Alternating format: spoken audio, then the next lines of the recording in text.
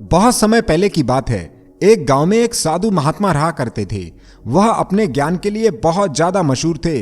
लोग बड़ी दूर दूर से अपनी समस्या लेके उनके पास आते थे। वे उनकी समस्याओं को बड़ी अच्छी तरह से सुनते थे और पल भर में ही उनका समाधान लोगों को दे देते थे।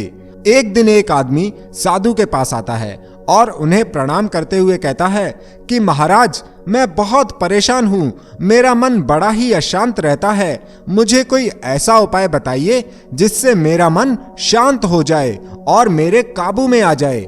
साधु महात्मा ने कहा कि तुम्हें ध्यान से अपने मन को काबू में करना चाहिए। आदमी बोला कि ध्यान में बैठना तो काफी कठिन काम है, यह मुझसे नहीं हो पाएगा। साधु ने फिर कहा, ध्यान लगाना बड़ा ही आसान है, बस तुम्हें प्रतिदिन ध्यान का थोड़ा थोड़ा अभ्यास करना है और धीरे धीरे तुम्हारा मन अपने आप ही शांत हो जाएगा। आदमी बोला, महाराज, यह मुझसे नहीं हो पाएगा। कृपया करके मुझे कोई ऐसा मंत्र बताइए जिसका जाप करने से मेरा मन जल्दी से शांत हो जाए। साधु के बार बार समझाने पर भी आदमी नहीं माना। अंत में साधु ने कहा, ठीक है, मैं तुमको एक मंत्र देता हूँ। इसका जाप तुम्हें प्रतिदिन करना होगा और जल्द ही तुम्हारा मन शांत हो जाएगा। साधु ने आदमी के कान में एक मंत्र बताया और कहा, आज से ही इसका जाप करना शुरू कर दो। आदमी ने बड़ी खुशी के साथ साधु को प्रणाम किया और वहां से जाने लगा। तभी साधु ने कहा, रुको, एक बात तो मैं तुम्हें बताना भूल ही गया। आदमी ने पूछा, क्या महाराज? साधु ने कहा, जब भी तुम इस मंत्र का जाप करोगे तो उस समय तुम्हारे मन में बंदर से जुड़ा कोई भी ख्याल नहीं आना चाहिए। आदमी ने कहा, ऐसा ही होगा महाराज। ध्यान के समय मैं बंदरों के बारे में कुछ भी नहीं सोचूंगा। साधु को प्रणाम करके वह आदमी वहां से चला जाता है। अगले दिन सुबह आदमी नहा धोकर ध्यान में बैठता है और साधु के दिए हुए मंत्र का जाप करने लगता है। कुछ देर तक सब कुछ ठीक चलता है, लेकिन थोड़ी देर बाद आदमी के दिमाग में साधु की कही बात याद आती है कि ध्यान के समय बंदर के बारे में नहीं सोचना है। जैसे ही वह यह बात सोचता है, उसके दिमाग में बंदर से जुड़े विचार आने लगते हैं।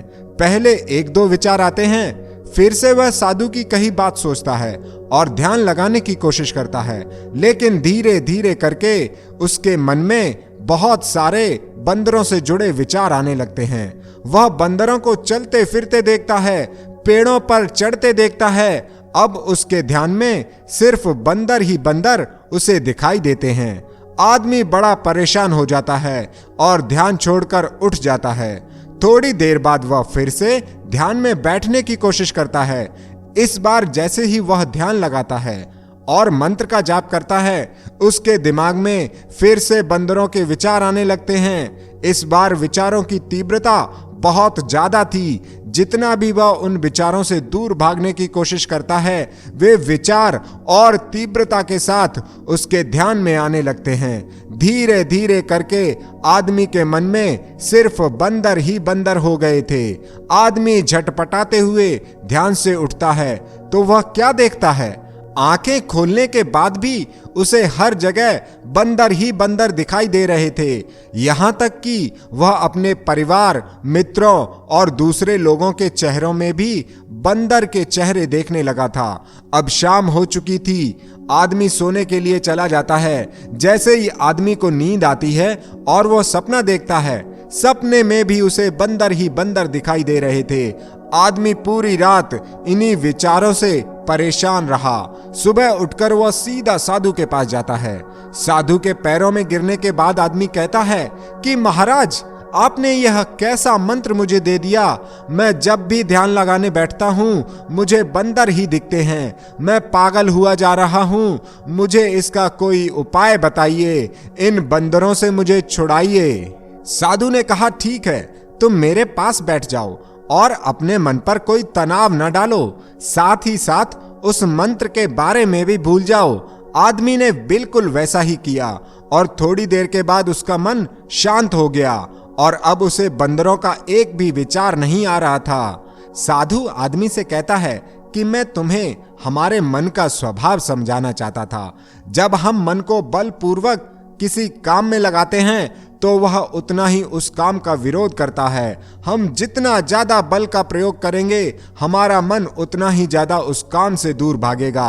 इसीलिए हमें हमेशा अपने मन को बल से नहीं बल्कि शांति के साथ काबू में लाने का प्रयास करना चाहिए। हमें मन में आने वाले सभी विचारों को शांत स्वभाव के साथ देखना चाहिए और धीरे धीरे ऐसा करते रहने पर तुम देखोगे कि मन में कम से कम विचार आने लगे हैं और एक दिन मन पूरी तरह शांत हो जाएगा। दोस्तों, अगर हम अपने जीवन पर एक नजर डालें तो यह पाएंगे हमारे मन का स्वभाव बिल्कुल बंदर की तरह होता है, जो एक जगह से दूसरी जगह भागते रहता है। अगर हम इसको शांत करना चाहते हैं तो ध्यान का अभ्यास बहुत आवश्यक है, क्योंकि जैसा हमने कहानी में देखा, इसको बलपूर्वक काबू में नहीं किया जा सकता।